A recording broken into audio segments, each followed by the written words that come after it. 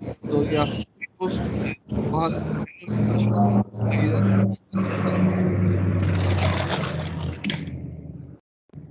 Nuestro tema para exponer en comercio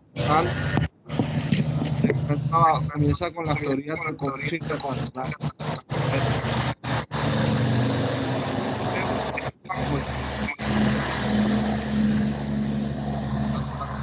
Eh, Vamos a comenzar viendo, haciendo una introducción de las teorías del comercio internacional. El asunto es que acá en la diapositiva que habla del TTIP, que es la Asociación Transatlántica para el Comercio y la Inversión. La Asociación Transatlántica para el Comercio y la Inversión fue un tema que comenzó en el 12 de febrero de 2013. En ese entonces, la asociación sería la asociación más grande y más rica del mundo. ¿Por qué? Porque estaba compuesta o estaría compuesta por la Unión Europea y Estados Unidos. Ambos estaban en una alianza, un tratado de libre comercio, y lo que se buscaba en cierta forma era poder rebatir unas barreras de tipo arancelarios y unas regulaciones internacionales que le permitieran un libre comercio. Ya para ese entonces el comercio entre Estados Unidos y la Unión Europea estaba grabado en cierto tipo de industrias como la industria automotriz y otro tipo de industria a unos aranceles bajos que estaban entre el 3% más o menos aproximadamente. Luego de que comenzaran estas negociaciones, lo que se buscaba era que ese tipo de aranceles, tanto en el sector automotriz como también en otros sectores que están grabados a una tasa, digamos, más alta en cuanto a los aranceles, pudieran quedar a una tasa cero, es decir, no se cobrara impuestos tanto de una parte como para la otra. La idea principal de este tipo de acuerdos era que pudiese haber un libre comercio y se pudiese de cierta forma reactivar la economía, porque para esa época, en el 2013, existía una recesión económica. El crecimiento del PIB, tanto de las dos economías que sumaban casi el 50% del PIB de la población mundial, estaba a un crecimiento ralentizado, es decir, estaban creciendo pero muy poco. Aparte de eso, tenían déficits fiscales tanto en la Unión Europea, en sus países miembros, como Estados Unidos. Y aparte de eso, también había una tasa creciente de desempleo. El objetivo, entonces, con este tratado de libre comercio era que hubiese un beneficio mutuo. Al día de hoy, al día de hoy, el, este tipo de, esta unión que se visualizó en esa época, actualmente no se pudo dar. De hecho, hoy él se encuentra en el congelador, pero tuvo mucho renombre en su momento porque se creía que prácticamente iba a revolucionar el efecto que iba a tener no solamente para estos dos países, porque al desmontar las barreras de tipo arancelario, pues se iba a mejorar el flujo entre tanto entre tanto unas naciones como otras, pero aparte de eso, no solamente consistía en desmontar los aranceles, sino también las regulaciones internacionales. Sucede que, digamos, un auto o un vehículo en Estados Unidos que va a ser vendido, que es ensamblado en Estados Unidos o que es ensamblado, digamos, en este caso en Europa y va a ser vendido en Estados Unidos, tiene que pasar por dos regulaciones, la regulación estándar europea y la regulación estándar americana. Eso obviamente primero en materia de costos tiene una representación, ¿cierto? Porque el producto debe ser sometido a dos tipos de estudios y los cuales deben ser, digamos, beneficiosos para ambos. Lo segundo es, digamos, la tramitología, el tiempo que se emplea, todo lo que tiene que ver en los gastos logísticos para poder cumplir con esas dos regulaciones.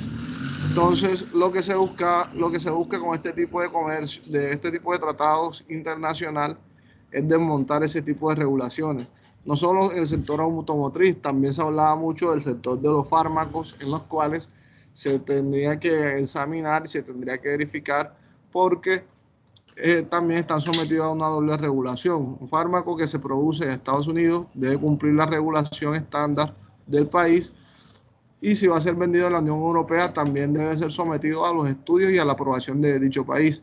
Entonces, todo este tipo de barreras serían desmontadas, y lo que se buscaba es que hubiese un tipo de comercio en tanto en un país como otro de forma mucho más específica, digamos, un tipo de comercio que fluyera de forma mucho más rápida y que fuera beneficioso para ambos.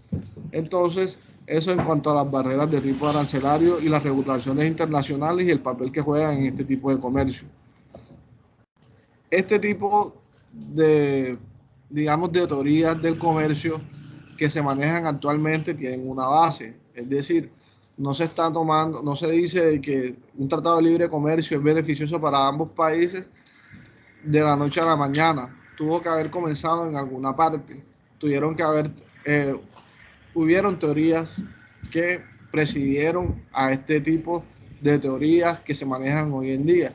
Y es lo que vamos a ir desglosando. Inicialmente, estas teorías comienzan desde la teoría del mercantilismo, que es una de las primeras teorías que se gestó, y fue una teoría que se gestó en los siglos XVI y XVII.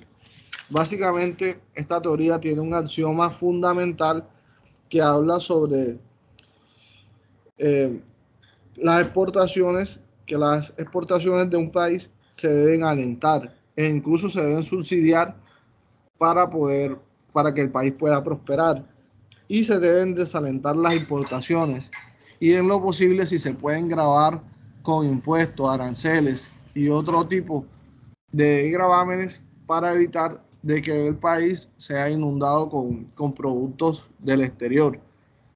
El mercantilismo es es una teoría que fue muy arraigada y que tuvo aceptación en el momento en que salió, y fue la primera teoría de cierta forma que reguló el comercio internacional. Luego esta teoría presentó un debacle debido a que tuvo ciertos inconvenientes y pues tuvo unos detractores que pudieron aceptar o que pudieron mover de cierta forma ciertos aspectos, pudieron demostrar ciertos aspectos que son, digamos, poco fundamentales y que de cierta forma no estaban cumpliendo con un paradigma. En uno de estos aspectos, una de las críticas que le hubo al mercantilismo radicaba en que directamente el mercantilismo, al tener las exportaciones de un país a otro, y hay un ejemplo muy claro entre Inglaterra y Francia, ¿cierto? Se dice que Inglaterra es un país que de cierta forma tiene una masa para exportación muy alta. Y dado el caso de que Inglaterra exportara con el ánimo de ganar riquezas internas, llegaría un momento en que el país, digamos, importador, en este caso Francia, al tener tantas importaciones y no exportar, perdería, digamos, todos sus recursos irían al exterior, lo cual pasaría directamente a Inglaterra, donde esos recursos iban a ser amasados y amasados. Al tener un exceso de recursos, quiere decir que la población en general va a tener un poder adquisitivo, y ese poder adquisitivo lo que genera inicialmente es una inflación. Dado el caso de que si todas las personas tienen para comprar o tienen para ofrecer por un bien, ese bien va a subir de precio. Lo contrario sucedería en Francia. Ese bien estaría disminuyendo de valor porque no habría poder adquisitivo. En cierta forma, ¿cómo perjudica esto a la economía? Perjudica porque si en Inglaterra hay una inflación muy seguramente el inglés va a mirar hacia el exterior y se va a dar cuenta que en Francia, digamos, el mismo producto está a un menor valor, por lo que se está generando. Entonces ya no sería factible comprar internamente en Inglaterra, donde el precio de un producto que inicialmente costaba 5, hoy cuesta 10, y que en Francia ese mismo producto que costaba 5, de cierta forma, por las cantidades de exportaciones y por la pérdida de poder adquisitivo, ya no cuesta 5, sino que cuesta 2. Entonces, para comprarlo en Inglaterra, para ser más pragmático, por 10, yo lo puedo comprar por 2 en Francia e importarlo. Entonces, de cierta forma, el mercantilismo no responde a este paradigma, no tienen una propuesta en específica que se pueda responder a qué pasa en este tipo de aspectos, ¿cierto? Actualmente, esa teoría ha perdido su auge, después de que fue criticada y que no pudo responder al paradigma, pasó a ser obsoleta. Y quienes la criticaban fueron los señores que comenzaron con la teoría de la ventaja absoluta. La teoría de la ventaja absoluta, su padre es Adam Smith, un autor que hemos escuchado mucho en administración, y se fundamenta sobre el libre comercio. El libre comercio es un concepto en el cual el gobierno, pues se dice que el gobierno no puede influir mediante cuotas o aranceles en en el mercado nacional. Es decir, de que el mismo mercado por sí solo se debe regular. Y hablan, no sé si de pronto recuerden de la mano invisible que se hablaba en muchas ocasiones, donde el mismo mercado se regula por sí mismo. Entonces, este es el proceso del libre comercio, donde se dice que lo mejor para el mercado es que primero no haya ningún tipo de obstrucción y que pueda haber una compra y unas transacciones sin ningún, tanto de un país a otro, sin ningún tipo de limitación, y el mismo mercado se va a regular, que es un poco lo que pasaba con el ejemplo que poníamos anteriormente en el mercantilismo, ¿cierto? El país de cierta forma ingresa recursos, pero llega un momento en que ese mismo país no solamente va a tener la necesidad de ingresar recursos, sino que también va a tener la necesidad por sí sola y por la inflación de poder, de poder de cierta forma importar, y esos recursos van a salir del país. Entonces, eso es un poco lo que se plantea en la teoría de ventaja absoluta. También se dice que un país nunca debe comprar o producir bienes, un país nunca debe producir bienes que puedan comprar a menor precio. Eso es un axioma también de la teoría de la ventaja absoluta. Y nos habla sobre los beneficios del comercio.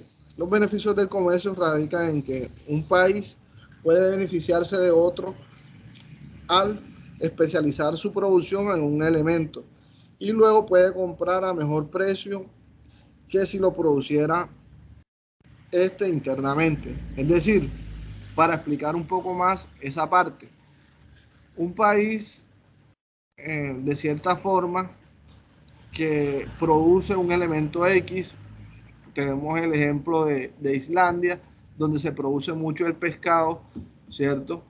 Y hay un país, digamos, del Mediterráneo, como que produce frutas, digamos que en este caso naranjas, ¿cierto?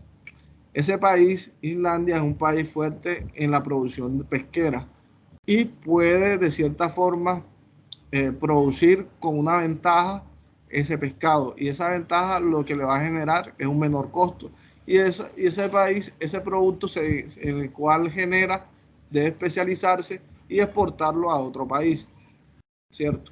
Lo mismo que un país, digamos, del Mediterráneo, como por poner un ejemplo, en este caso España produce mucho las naranjas, por poner un ejemplo, puede primero verse beneficiado por la sobreproducción que hay en un país como Islandia de pescado para ellos poder tener ese producto. Y adicional a eso, lo que producen internamente, en este caso digamos que son naranjas o frutas, poderlas exportar a un país como Islandia, que es un país que se ve muy poco o hay muy poca producción agrícola. Entonces, de cierta forma, ambos se pueden ver beneficiados. Eso es un principio que digamos, está en la teoría de la ventaja absoluta.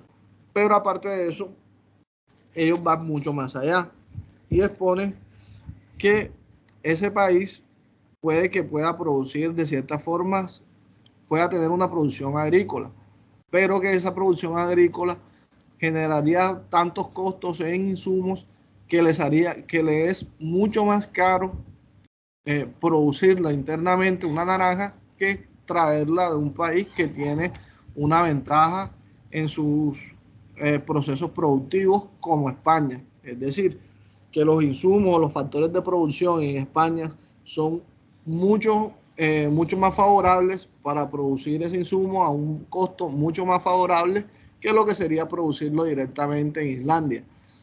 Entonces, es mucho más económico importar que producir internamente. De eso también habla la teoría de la ventaja absoluta y es una teoría que tuvo mucho auge por medio de Adam Smith y que luego fue de cierta forma mejorada por otros autores.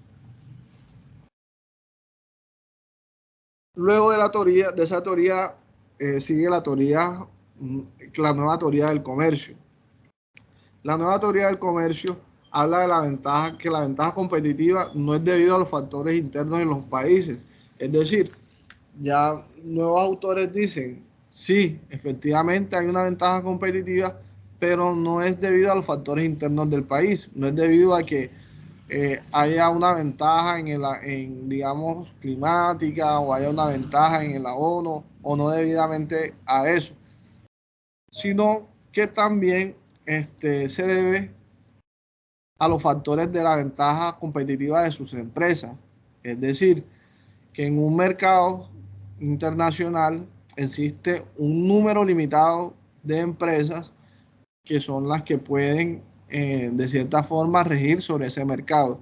Y que las empresas, las cuales comienzan en el mercado o que son pioneras en un producto, adquieren una ventaja competitiva que luego es difícil superarlas.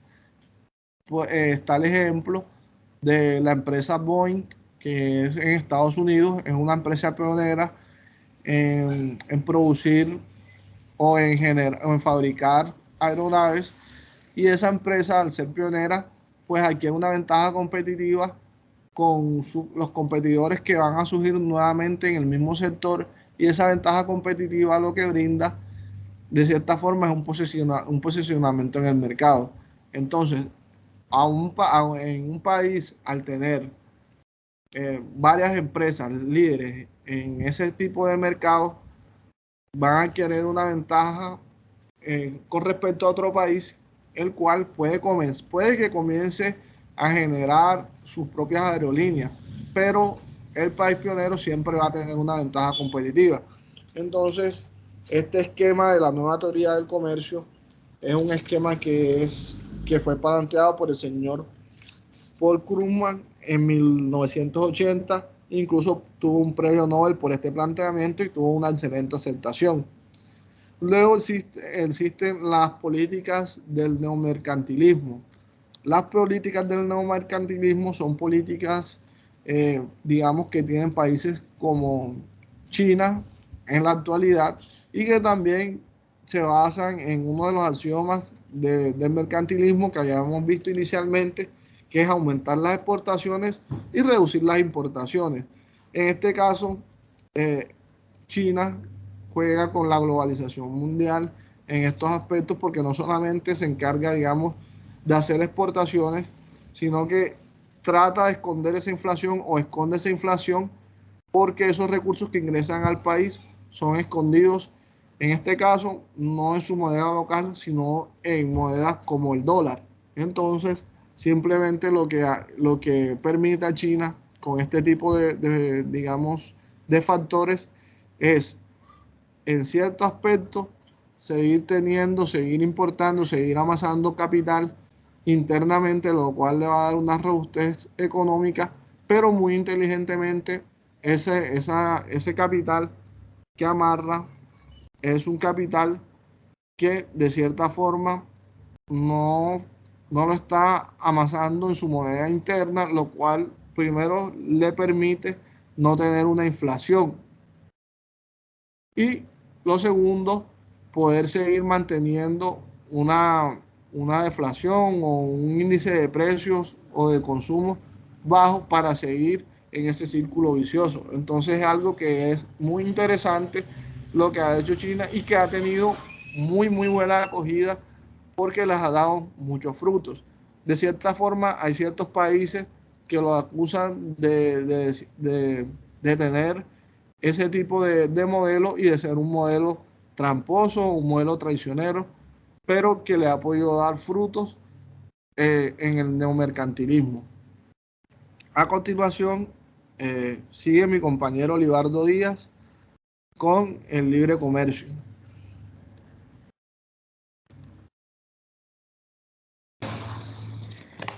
Muy buenas noches, compañeros. Soy Libardo Díaz Burgo, quien les vengo a compartir sobre el libre comercio más grande del mundo. Pues históricamente el primer TLC, que significa Tratado de Libre Comercio, pues este fue creado en Inglaterra. Fue firmado en 1891 y que produce también la cláusula de la nación más favorecida. Pues el tratado fue un tratado entre el Reino Unido y Francia. En 1994, con el mismo se ha creado una zona de libre comercio que comprende los territorios de Canadá, los Estados Unidos y México, con una superficie de 21 millones de kilómetros cuadrados. Bueno, también les voy a hablarles sobre el RCEP, que significa Regional Comprehensive Economic Partnership. Pues esto quiere decir que es un acuerdo comercial multilateral firmado entre 15 países. Entre ellos está China, Japón, Corea del Sur, Australia y Nueva Zelanda. ¿Por qué se creó el RCEP? Se creó con el objetivo de reducir los aranceles y simplificar la burocracia a la hora de comercializar entre dos o más países. ¿Qué es el acuerdo comercial? Pues el acuerdo comercial se llevó desde China con Inglaterra.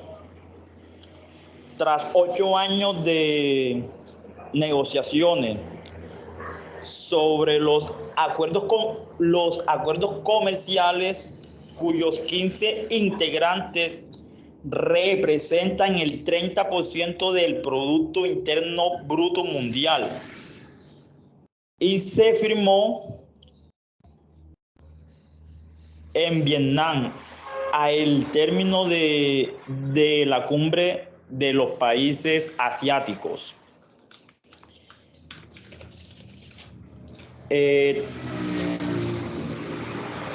¿Cuándo se creó la zona de libre comercio? Pues el Tratado de Libre Comercio de las Américas del Norte entró en vigor el 1 de enero de 1994 con el fin de crear una zona de libre comercio que comprenda los territorios de Canadá, los Estados Unidos y México. ¿Cuál es la importancia de la zona de libre comercio?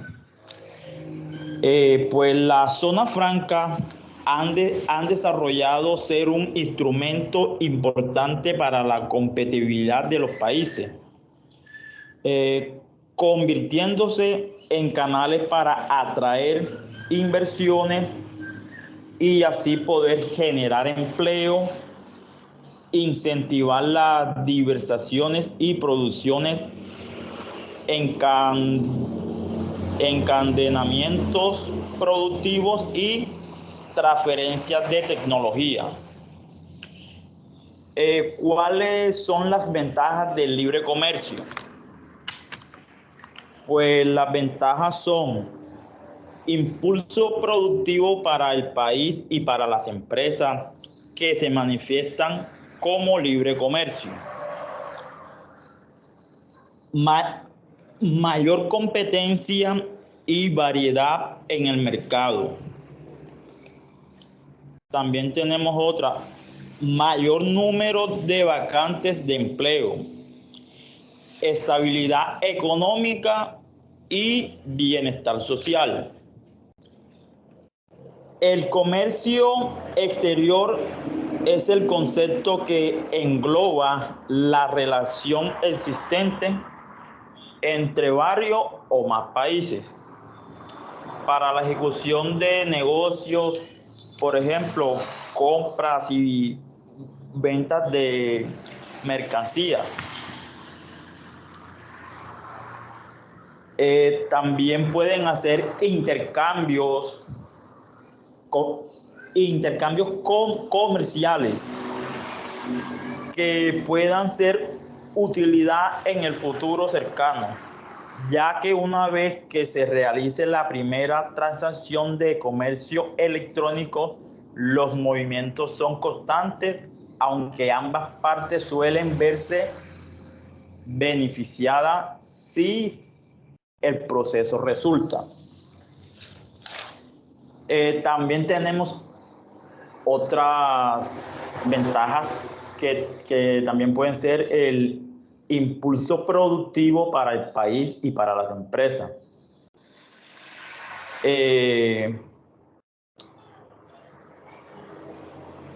Y las desventajas del Tratado de Libre Comercio también son, por ejemplo, la falsificación de productos, costo de la exportación de productos, los datos de la exportación de los productos y sus pérdidas ocasionales, necesidad de tener una competencia. Pues hay algunos expertos y profesionales en el comercio exterior que evalúan que todo esté en orden, ya que también pueden, también se puede prestar para meter mercancías ilegales de un país a otro. También peligro de las empresas por no surgir como se esperaba. Bueno, esto fue todo lo que les vine a exponer. Ahora continúa mi compañero Edwin.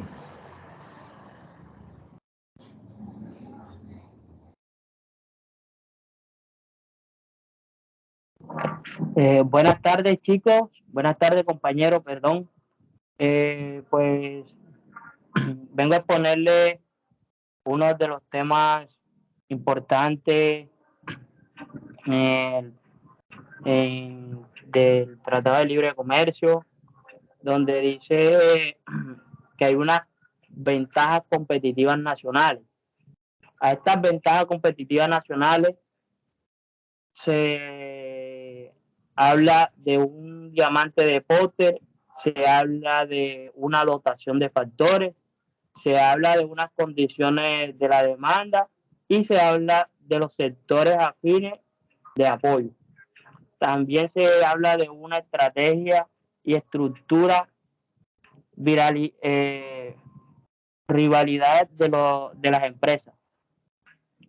Pues bueno, dice que en el diamante de Porter, en 1990, Michael Porter, llamado Michael Porter, de la Universidad, de la Escuela de Negocios de Harvard, él publicó unos resultados donde hace una investigación con la que quería determinarse que por qué algunas naciones prosperan y otras fracasan.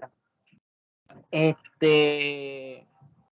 la competencia internacional, Porter y su equipo estudiarían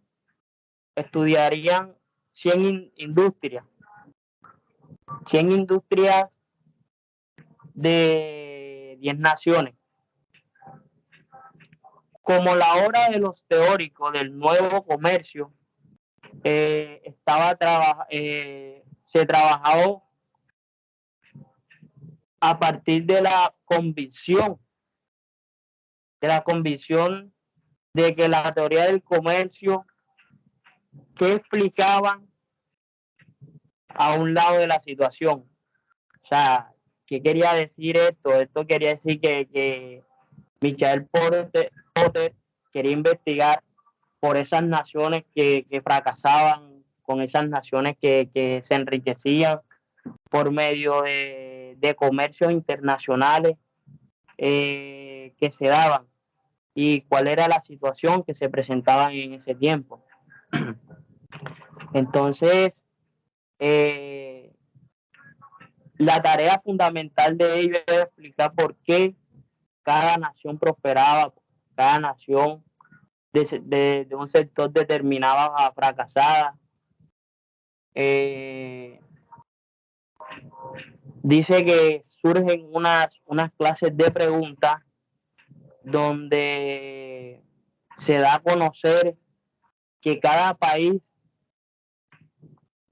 qué hace cuando lleva su comercio, su tratado de libre comercio a expandirse. O sea, son unos tratados que ellos hacen, las naciones hacen, para que se expandan no solamente en el territorio nacional de cada país, sino globalmente, por todo el mundo, internacional. Entonces, de ahí sale que la teoría de Shaker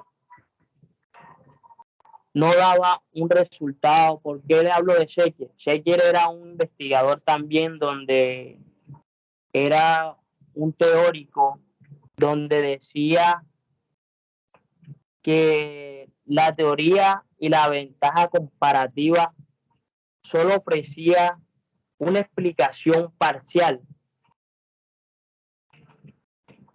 una explicación parcial donde la teoría tenía la ventaja comparativa. Diría que uno de las 10 naciones,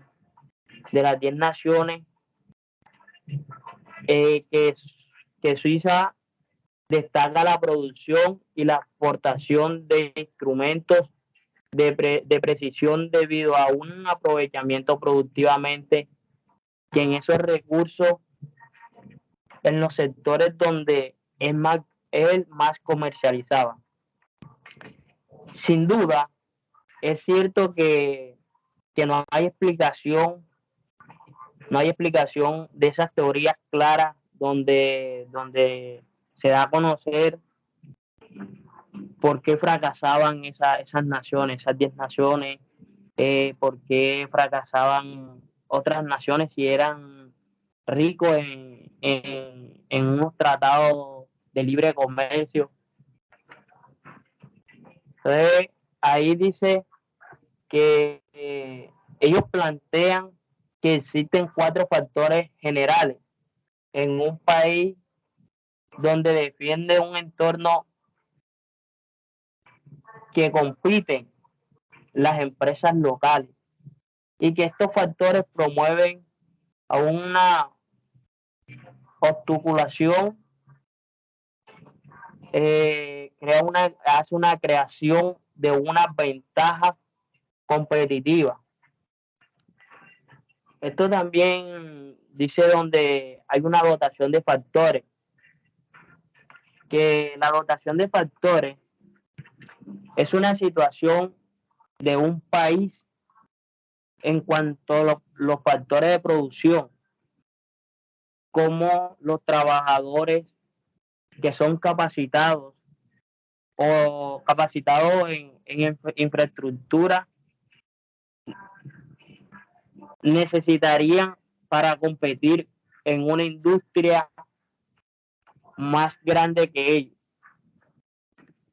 De ahí nace unas condiciones de la demanda, donde hay unas características de la demanda interna del producto o servicio que cada nación, que cada país tiene para ofrecer. Nace también otros sectores afines de apoyo, que hace presencia o ausencia de proveedores y empresas afines competitivas en el plano internacional.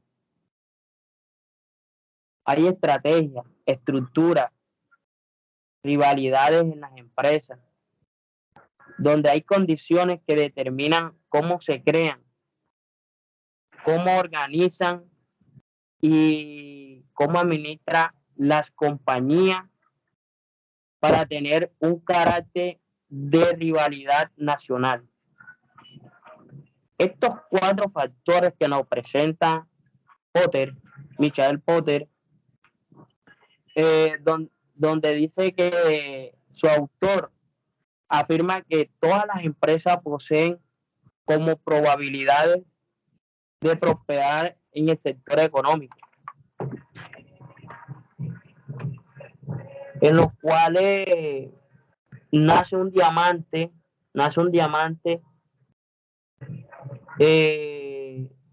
a favorable explicando que el diamante establece un sistema de refuerzo recíproco en el efecto de un factor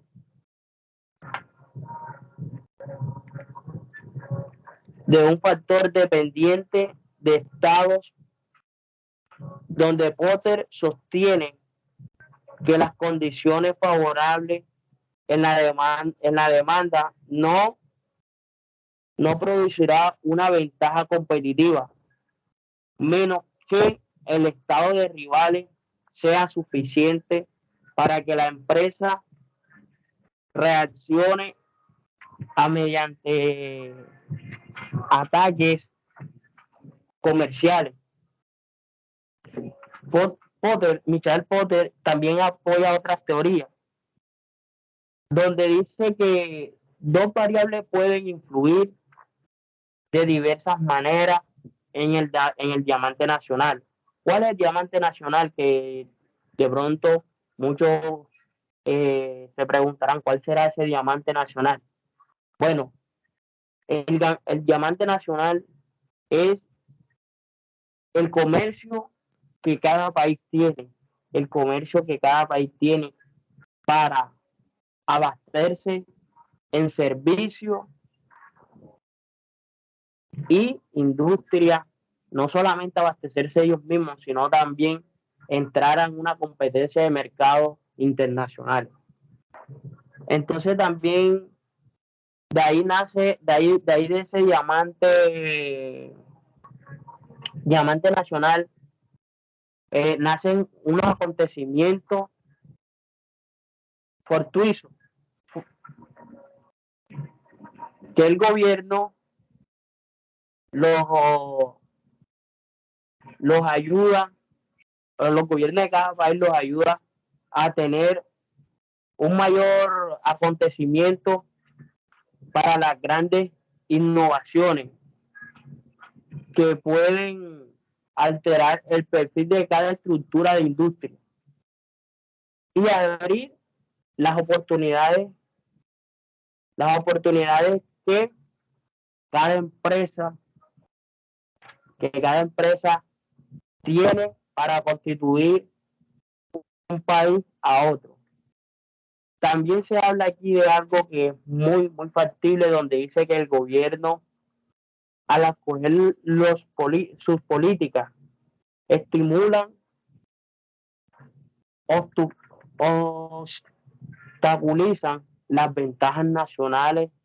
Por ejemplo, vamos a un ejemplo, cuando hay unas distintas regulaciones que alteran las condiciones de la demanda interna, ahí se crean unas leyes en contra de los monopolios, donde influyen la intensidad de la rivalidad de un sector económico y de las inversiones públicas, lo que es en educación, modificación de las dotaciones de los factores, donde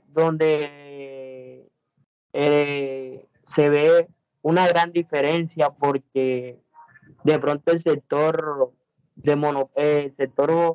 que está monopolizado no quiere que las rivalidades de un sector económico se vayan para otras naciones, porque saben que se hacen las modificaciones estatales que ellos tienen en ese monopolio. Surge de todo esto que dice Potter, también surge una dotación de factores, donde dice que las dotaciones de factores están en el centro de la teoría, donde Potter no postula nada radicalmente nuevo, sino que se lleva la misma teoría de Skipper.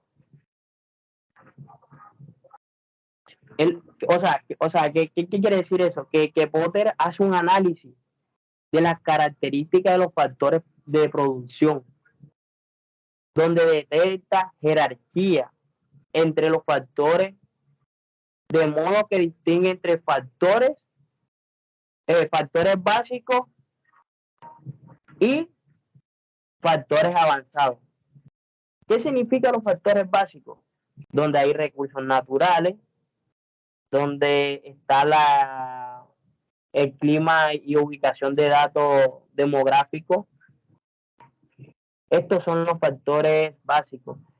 Y los otros factores avanzados, donde está la infraestructura, está la infraestructura de comunicación, donde están los trabajadores especializados, donde están los centros de investigación, y donde están también, que no nos podemos olvidar, que es una de las cosas que nos están comandando a nosotros en estos momentos, que son las investigaciones de capacidad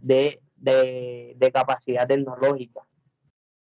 La capacidad tecnológica nos lleva a nosotros a desarrollar muchos prototipos, llevarnos más allá del mundo real, donde la demanda cada día se nos da mayor, y a darnos competencia con otro tipo de mercados internacionales. Entonces, ¿qué pasa con esto? Donde Michael Potter y Skipper, donde estos autores manifiestan que los factores avanzados son los más importantes para tener una ventaja competitiva con las grandes industrias internacionales.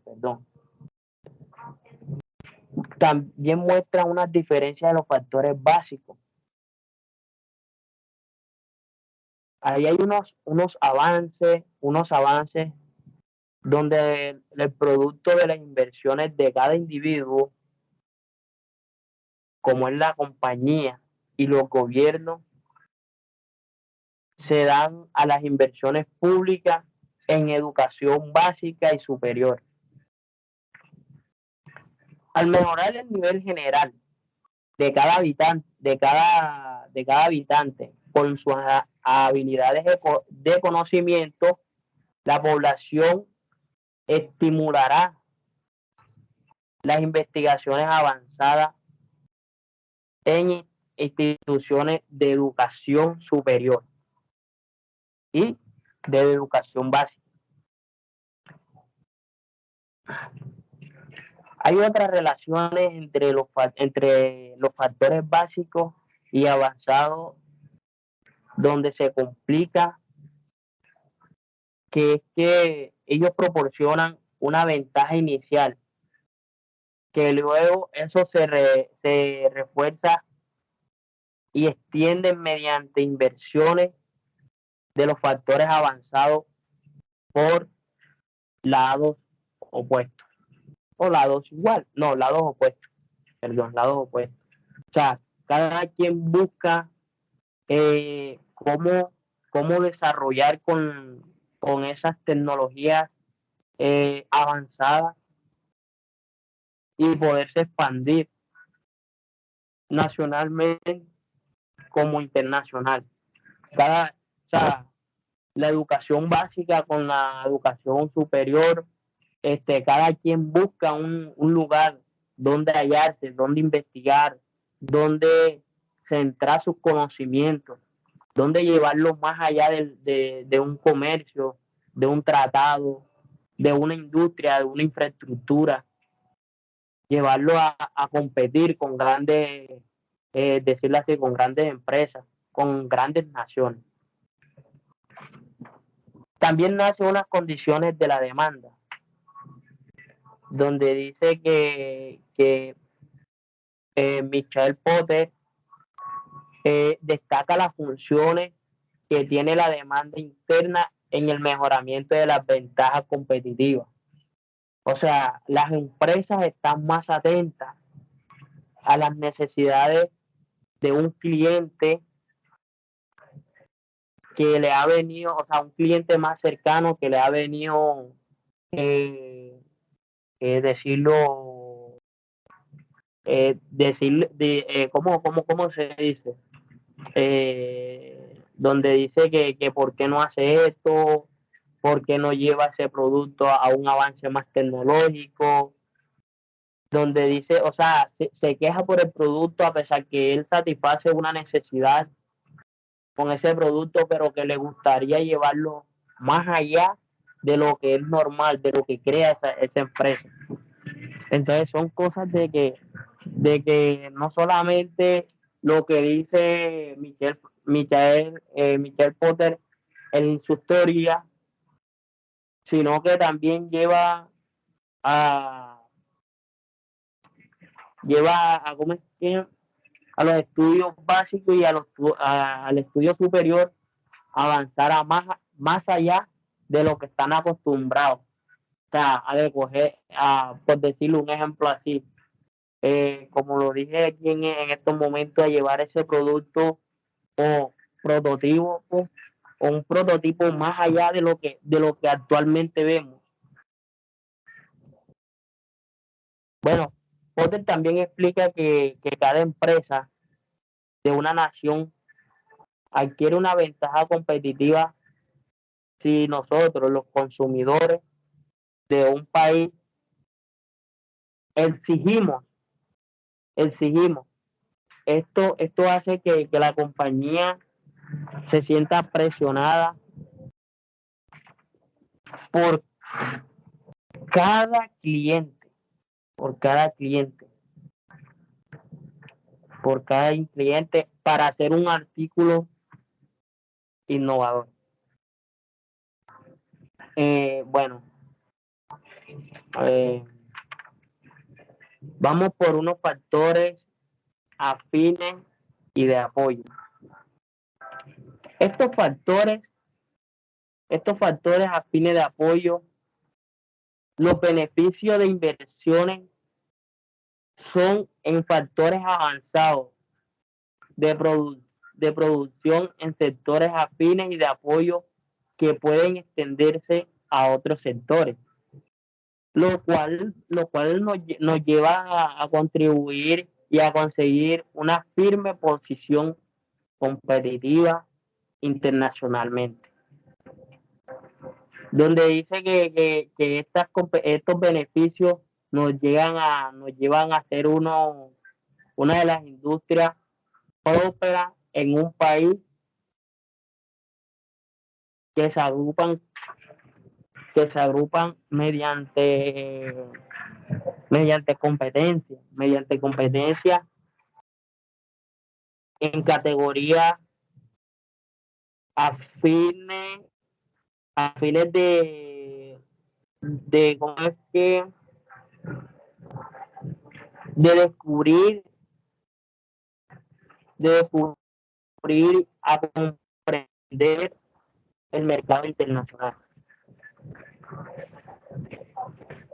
También dicen que son importantes todas estas industrias porque entre las empresas que compone se transmiten conocimientos valiosos. O sea, cada empresa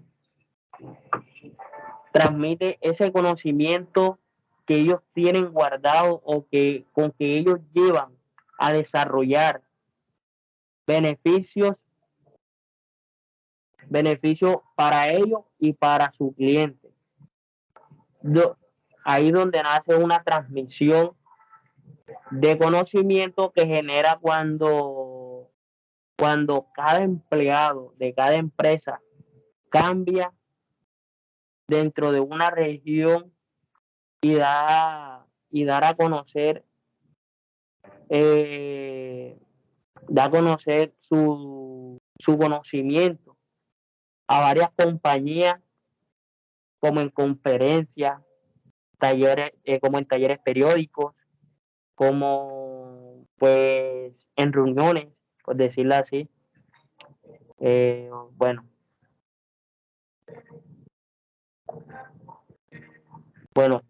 También nace una estrategia, estructura y rivalidad de las empresas. Este punto es muy bueno porque dice que es uno de los 4 factores general de las ventajas competitivas nacionales del modelo de Potter, de Michel Potter, donde dice que la estrategia, la estructura y la rivalidad de las empresas de toda una nación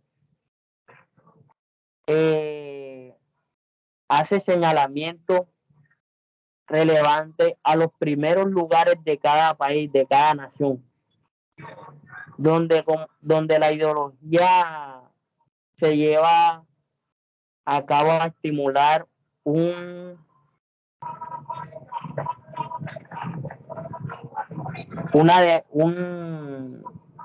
demanda de explicidades para las demás naciones, ahora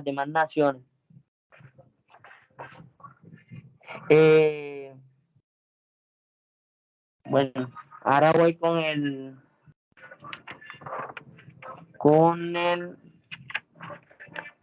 compañero. ¿Me puede hacer un favor?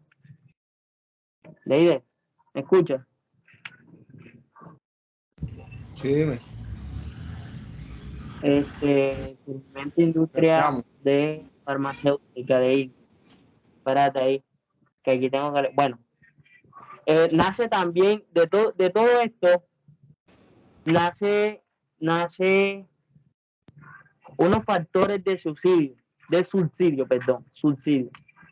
unos factores de subsidio. O sea, cada compañía, cada nación que va llevando una competencia más productiva, en por decirlo así, en su tratado de libre comercio o en las demandas, dicen que nace unos factores de subsidio, donde las políticas públicas dan a los mercados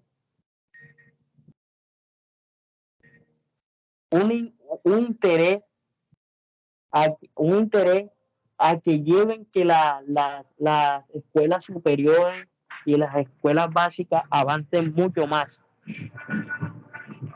no solamente con beneficio a eso, sino también a toda su industria.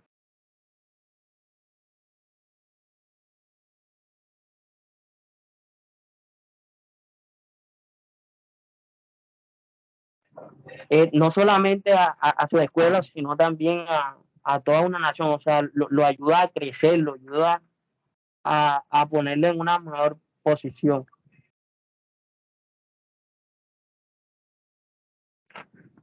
También dice que el gobierno con esto puede delinear la demanda interna mediante normas de producción o leyes donde dicten las necesidades de los clientes. Las normas que pone el gobierno pueden afectar también los sectores afines y de apoyo por medio de la regulación y en la rivalidad entre empresas.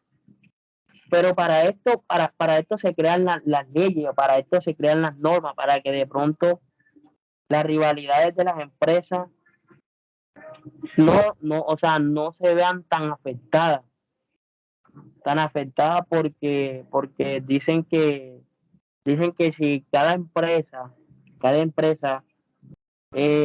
se llevan no, que yo doy el precio más bajo, tienes que comprarme a mí, que el producto que mío, que yo compro es mejor, sí. Eso es bueno de que ellos digan, no, que el producto mío es mejor, pero tenemos que ver también, bueno, la otra empresa dirán, cuál de las dos, esto es un ejemplo que estoy colocando, diga, que dos empresas vengan a ofrecerme a mí como nación unos productos donde a mí me beneficia y que al pueblo al pueblo que yo gobierno le sirva.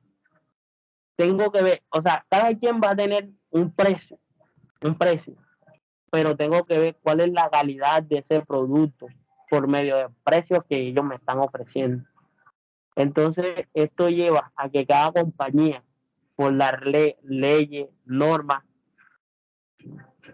eh, no se lleve más allá de la competición de un buen mercado, de un buen producto, sino que se respeten entre ellos mismos y se lleguen a un acuerdo, unas limitaciones.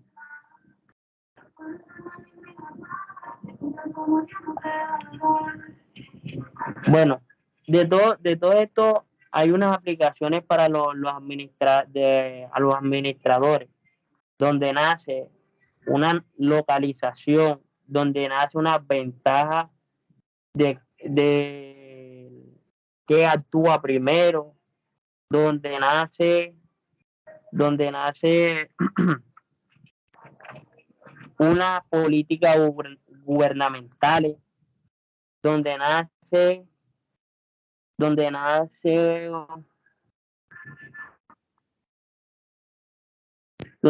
donde nace un comercio internacional, balanzas de pago, donde nace una contabilidad de balanza de pago y donde hay un importa el déficit en las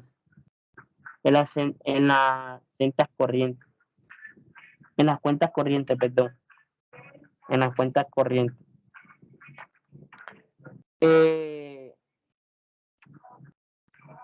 Dice donde el comercio internacional y las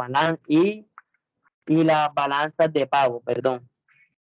Dice que el comercio internacional supone que las ventas de bienes o servicios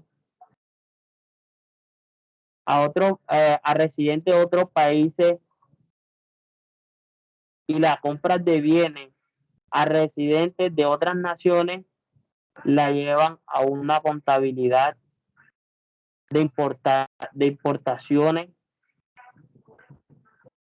para llevar un registro de los pagos y cobros a otros países por un periodo, en particular. Estas cuentas incluyen los pagos efectuados a extranjeros por las importaciones de bienes y servicios y los pagos extranjeros por la dicha dicho extranjero por bienes y servicios que vienen a la muestra de un resumen de la contabilidad de balanza de pago. O sea, ¿qué quiere decir? Que estas transacciones generan un pago a otros países de ingresos a una contabilidad como débito y como cualquier otra transacción que cause la recepción por, por, de manera de la contabilidad de la balanza de pago. Bueno, también dice que la contabilidad se divide en tres secciones principales. Una, la cuenta corriente, otra, la cuenta de capital y la otra, la cuenta financiera.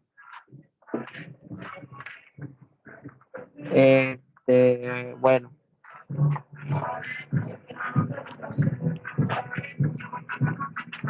Hasta aquí, señores, termino el tema expuesto con mis compañeros y el mío, y pues lo dejo con mi compañero Leider.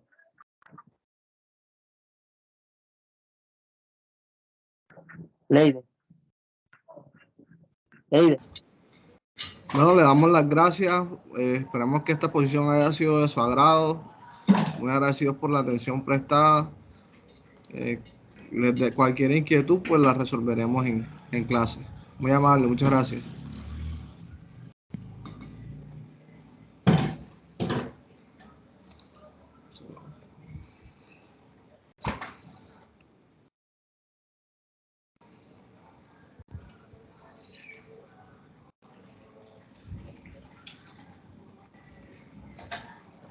Leider, ya termina la grabación.